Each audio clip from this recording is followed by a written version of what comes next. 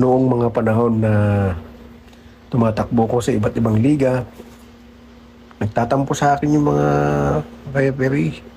Sinasabi sa akin ng commissioner, Alan, bakit ayaw ka makapartner nung mga kasamahan mo? Bakit nga po ba? Alam mo kung bakit? Kasi napapagod daw sila dyan sa ginagawa mong pag-warm up. Ganun po ba?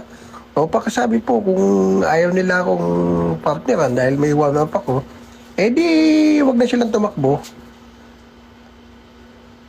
Kaya ganun nga ang nangyayari. Napipilitan silang kasama ako dahil may warm up. Anyway, yung warm up po hindi naman yan para sa akin lang. At saka malaki po ang naitutulong yan para sa inyo.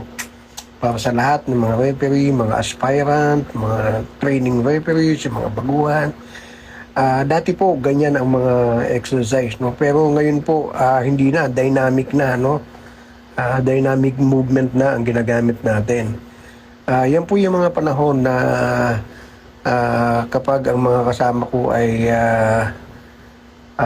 nasa ibang galing sa ibang grupo, ini-encourage ko po silang mag-exercise o mag-warm up. Ngayon, kung ayaw naman lang, hindi ko naman sila pinipilit. Kaya lang, siyempre, habang nakikita nilang nag-warm up ako at nag-exercise, napipilitan silang sumama sa akin dahil nakakahiya naman ako nag-warm up, tapos sila hindi. Pero may mga referee din na kilala ko.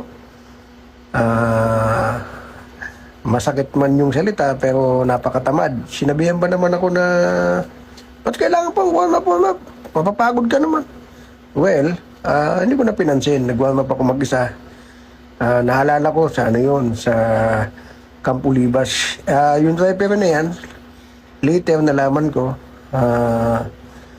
inaayawan pala siya ng mga kasamahan niya, lalo na si Paring Rocky, no? Shout out sa'yo, Paring Rocky. Alam ko na yung dahilan kung ba't inaayawan mo yung referee na yan.